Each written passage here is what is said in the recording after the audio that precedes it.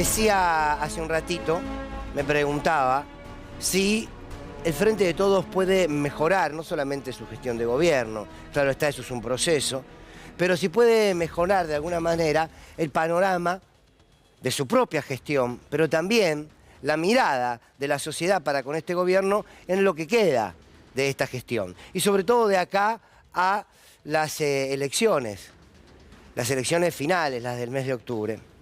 Me pregunto si hay elementos con los que, si se le plantea una política, si se toma una decisión política, si se animan a meterse en la arena política, que esto significa, la lucha misma no termina de alguna manera dándole una nueva performance, por decirlo de cierta forma, al gobierno. Aquí, desde mi humilde punto de vista, hay 4 temas centrales que el gobierno debe profundizar como política, como lógica de confrontación y como propuesta para lo que sigue. Cumplen esas 3 funciones estos 4 temas. Uno es el Fondo Monetario Internacional, otro es el tema del dólar, otro es el tema del salario y otro es la proscripción de Cristina Kirchner. Y les planteo estos 4 temas y les propongo que tratemos de arriesgar algún análisis para entender cómo con estas instancias, desde estas instancias, se puede dar una puja política que le cambie la cara al frente de gobierno. Empecemos por el Fondo Monetario Internacional. ¿Alguien tiene duda que este acuerdo con el Fondo Monetario Internacional le impide gobernar a cualquiera? Este gobierno sabe que con este acuerdo con el Fondo Monetario Internacional continuará el ajuste. Sabe que con este acuerdo sigue con la soga al cuello. Sabe que con este acuerdo debe responder ante las exigencias del fondo en, por ejemplo, aumentar las tarifas, en, por ejemplo, no aumentar los salarios, en, por ejemplo, no tocar las reservas del Banco Central. No hay nadie con honestidad intelectual dentro del gobierno y hasta en la misma oposición que no sepa que con este acuerdo del Fondo Monetario Internacional no se puede gobernar en pos del bienestar de los argentinos y las argentinas. Dicho esto, la pregunta es, entonces, ¿qué se puede hacer? Porque el acuerdo lo tenés firmado. Y particularmente, Cristina Kirchner planteó hoy en sus redes una propuesta muy interesante para pensar cómo se le puede pagar al Fondo Monetario Internacional. Y sintéticamente la propuesta es que al Fondo Monetario se le pague en relación al superávit comercial de nuestro país. ¿Qué significa esto? Para los que no tienen claro qué es un superávit comercial, espero poder explicarlo bien. El superávit comercial es la diferencia entre lo que te ingresa como país y el gasto y lo que sale. ¿Cuánta plata te ingresa? ¿Cuánta plata sale? Esa diferencia, lo que queda cuando es a favor, es un superávit. Sobre ese superávit, un porcentaje es para pagarle al fondo.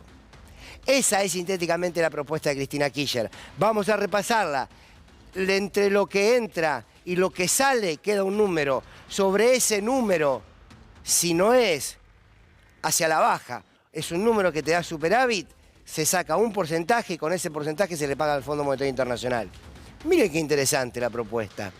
¿Por qué? Porque primero espera que la Argentina crezca, que la Argentina gane, y cuando eso se logra, entonces hay que pagar. Algo similar a lo que alguna vez dijo Néstor Kirchner cuando dijo los muertos no pagan. Bueno, traducido 20 años después, es este planteo.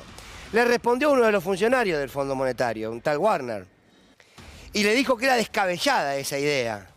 Y Cristina Kirchner, lo vamos a discutir en la mesa, les contestó, no descabellado, fue haberles dado 45.000 millones de dólares por decisión política para acompañar políticamente una posible reelección de Mauricio Macri. Eso fue lo descabellado. Bien, el tema del Fondo Monetario Internacional es un tema al que hay que plantarse y dar una disputa. ¿Por qué? Porque cualquier gobierno que vaya a suceder al de Alberto Fernández tiene que cambiar las condiciones. Si no cambia las condiciones, no hay gobierno en paz para nadie. Por lo tanto, hoy hay que construir las correlaciones de fuerza. Acá hay una punta para discutir, para disparar. ¿Vieron que había otras formas de acordar con el fondo? Bueno, aquí están, una. Segundo tema, el tema del dólar. Sabemos que no es fácil desdolarizar la economía. En la vereda de enfrente de aquellos que multiplican la idea de dolarizar, con todas las mentiras que nos quieren hacer creer, hay que desdolarizar la economía. Para desdolarizar la economía uno puede plantearlo desde lo económico, pero también desde el bocho, lo que significa el dólar en términos culturales. Buena medida la del ministro de Economía, Sergio Massa, la del Gobierno Nacional, para decir, bueno, todo el comercio con China va a ser a través del yuan. Los dólares del Banco Central, los dólares de reserva, no los voy a usar para pagar. No, vamos a hacer un intercambio con la moneda china. Fenómeno. Hoy está en Brasil el presidente. Se viajó para plantearle a Lula, a su ministro de Economía, que el comercio entre Brasil y la Argentina sea con reales. Interesante la propuesta también, porque entonces ya no todo depende del dólar. Y empezás a construir cierta independencia al menos del dólar, con nada más y nada menos que dos de los países que más articulan con Cristina y dos de las con la Argentina, y dos de los países que más producen y que más nos aportan, China y Brasil. Este proceso de empezar a desdolarizar la economía es un proceso que también hay que construirlo en la cabeza de cada uno de nosotros y de nosotras. Y es un tema a dar esta discusión. Tiene que ser noticia. Es una discusión política, económica muy interesante. Se está dando. Segundo punto, entonces, que de profundizar se puede ir cambiando de la cara al frente de todos. Tercer elemento, el mientras tanto. El mientras la economía empieza a tocar su estructura para modificarse, ¿qué hacemos? Porque el salario no alcanza hoy, no alcanza mañana. Bien, suma fija, muy difícil, ¿eh? La suma fija. Un sector del gobierno, el propio presidente, la CGT, los que amanecieron hace unos días, no quiere la suma fija. Vamos a seguir discutiéndola en la mesa. ¿Por qué no la suma fija? Un shock en el bolsillo de los trabajadores y de las trabajadoras, que paguen los que más ganaron. Habrá que repensar si todos los estados los pueden pagar y dar esa pelea. Y la última, el cuarto elemento, a dar la batalla, a continuar dándola y a que se despierten aquellos que no la dan, que es la proscripción de Cristina Kirchner. ¿Por qué? Porque Cristina Kirchner sigue siendo la que junta la mayor cantidad de voluntades vinculadas a la esperanza de que todo esto se puede llevar adelante. Y Cristina Kirchner sigue proscripta y parece que un sector del peronismo, no sé si es porque Cristina es mujer, entonces parece que la proscripción vale cuando sos hombre, cuando sos mujer no. No sé si es que si no sos Juan Domingo Perón, parece que el peronismo después, no sé. Lo concreto es que hay un sector que está luchando contra la proscripción de Cristina. El otro hicieron borrón y cuenta nueva, no en homenaje a mi apellido, sino porque es una característica de hacer política.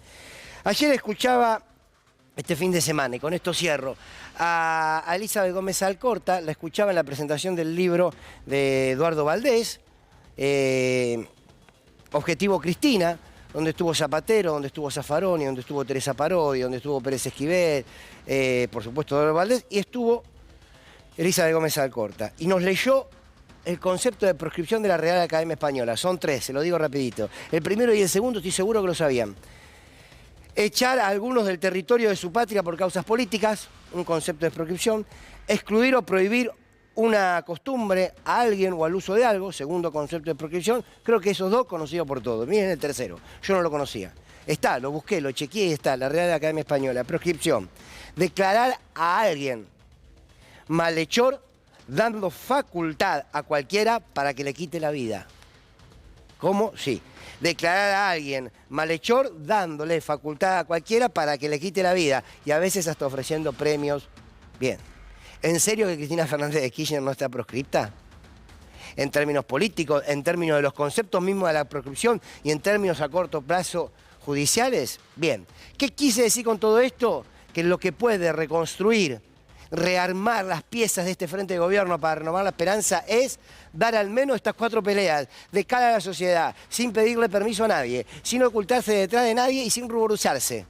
Porque al fin y al cabo llegaron al gobierno para hacer básicamente esto: un salario digno, repensar y presionar ante el Fondo Monetario para que el ajuste no lo paguemos el pueblo argentino, cambiar el chip, cambiar la lógica del dólar como sometimiento económico y claro, y luchar abiertamente para terminar con la proscripción de la líder más importante que tiene el campo nacional y popular. No porque lo diga yo, porque es la realidad. El que cree lo contrario lo puede exponer.